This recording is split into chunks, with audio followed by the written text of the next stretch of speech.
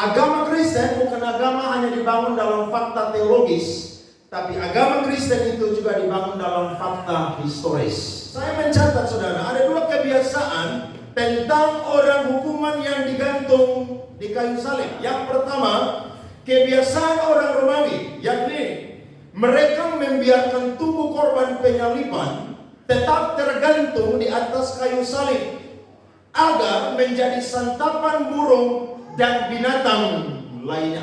Jadi orang Romawi ketika penjahat digantung di atas Kalvari, di atas Golgota, maka mereka akan biarkan penjahat itu dimakan oleh binatang, burung-burung yang lapar akan daging, saudara-saudara. Mereka tidak peduli tentang orang yang dihukum disalib pada waktu itu, karena bagi mereka adalah orang-orang yang pantas untuk mengalami kematian yang hina.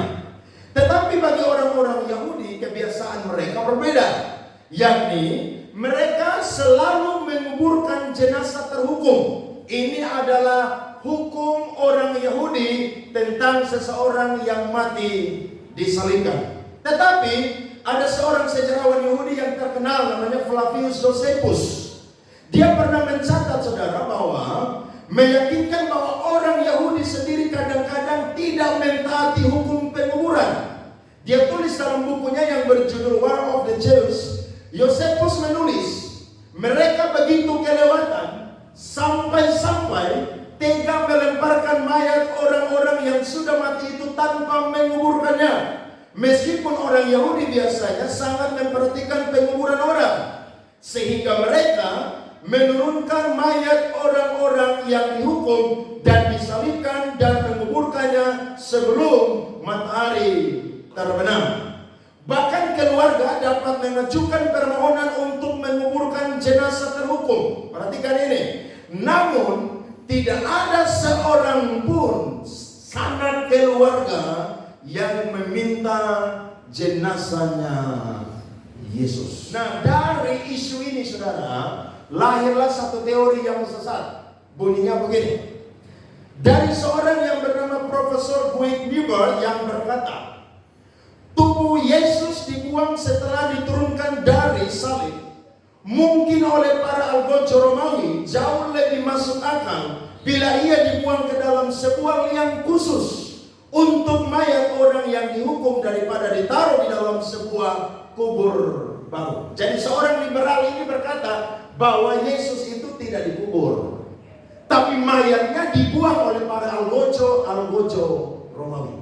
Saudara perhatikan, isu ini membuat teori-teori liberal lahir dan akhirnya membuat kekristenan itu kalau tidak punya pendapat-pendapat yang kuat akan bisa meruntuhkan kepercayaan kita tentang Tuhan yang dikuburkan di dalam kuburan tersebut. Tapi ternyata teori ini saudara dibantah saudara. Kenapa?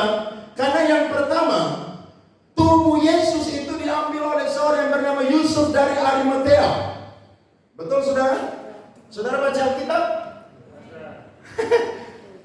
Teori ini justru dibantah karena Yusuf seorang yang kaya ini yang menantikan kerajaan Allah, justru dialah yang ternyata dipakai oleh Allah untuk mengambil mayatnya Yesus kemudian meletakkan di dalam kuburan yang dimilikinya. Matius pasal 27 ayat 57 sampai 60. Menjelang malam datanglah seorang kaya, orang Arimatea yang bernama Yusuf, dan yang telah menjadi murid Yesus juga.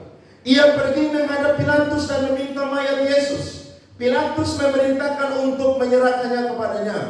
Dan Yusuf pun mengambil mayat itu, mengapaninya dengan kain lenan yang putih bersih, lalu membaringkannya di dalam kuburnya yang baru, yang digalinya di dalam bukit batu. Dan sesudah mengguningkan sebuah batu besar ke pintu kubur itu, pergilah.